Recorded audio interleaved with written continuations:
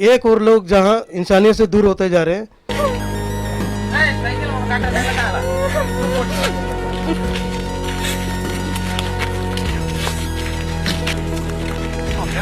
वहीं एक एनजीओ अलग पहचान के नाम से लावारिस अस्थियों का विसर्जन कर रही है।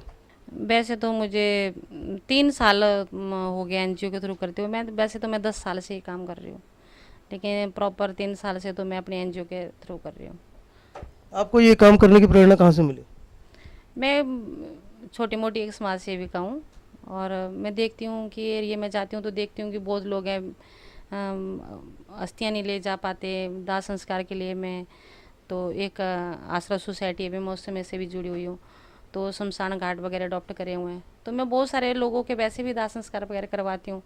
तो अस्थियाँ वगैरह रह जाती तो फिर लगता था करके कि मैं ये काम मैं खुद करूँगी, तो इस वजह से मैं ये काम कर रही हूँ। कहाँ से लेके और कहाँ तक जाती है ये यात्रा? मैं पूरी दिल्ली से इकट्ठा करती हूँ पहले, उसके बाद मैं हरिद्वार ले जाती हूँ। कनखन में अस्थि विसर्जन करने के बाद, और हर की पौड़ी पे पिंडदान करती हूँ।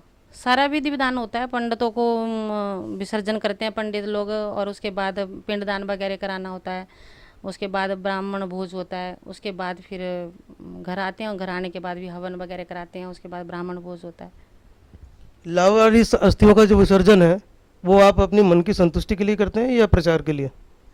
मैं मन की संतुष्टि के लिए करती हूँ, और क्योंकि अगर कोई नहीं करता तो मुझे करना चाहिए। और प्रचार के लिए क्या करना है, प्रचार के लिए तो बहुत सारे काम पड़े हैं जो प्रचार के लिए करने चाहिए, लेकिन ये तो प्रचार का काम नहीं है ना, तो धर्म का काम है। जिनके लिए कोई नहीं करता उनके लिए मैं करती हूँ, और मुझे लगता है कि मुझे करना चाहिए तो मैं कर रही हूँ। और मैं चाहती हूँ कि मुझे सब आप लोगों का भी आशीर्वाद चाहिए और सबका प्यार चाहिए कि मैं ये काम करती रहूँ, आगे बढ़ती रहूँ और ये काम करती रहूँ। दिल्ली के कहीं कुछ लोग आपका साथ देते हैं इस काम में? बहुत सारे लोग हैं अब जो मेरा साथ देने के लिए आगे बढ़े हैं, और मैं उम्मीद करती हूँ सब कि मेरा साथ देंगे सब लोग।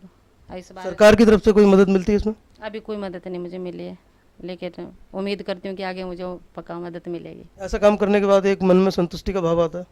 हाँ ज़रूर आता है, और लगता है करके कि जिन अगर नहीं कोई कर पाता है अपनों के लिए, तो मेरे को करना है और मैं करूँगी और करती रहूँगी। ये लावारिस लोग क्या आपको अपने से लगते हैं? बहुत अपने लगते हैं।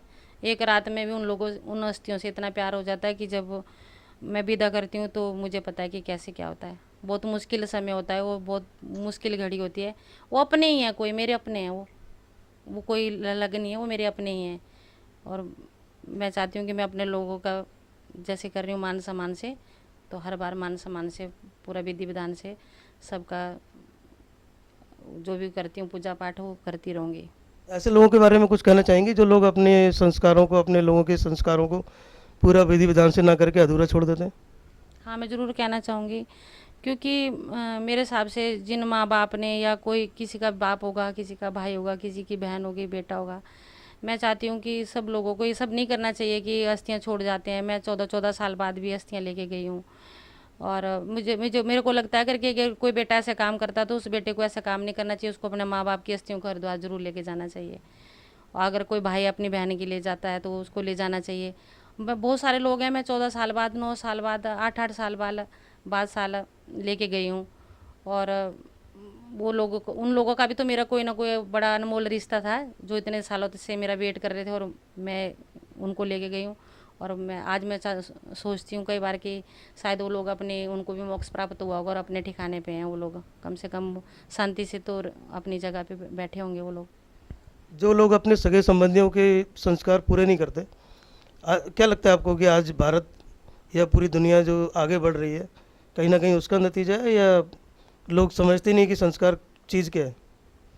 जो ऐसे लोग बहुत सारे लोग हैं कि छोड़ जाते हैं, लकड़ी पूरी नहीं करके चले जाते हैं। शमशान घाट वाले लोग करते हैं, पूरा करते हैं। मेरे को लगता है कि सबको ये चीज़ें तो करनी चाहिए।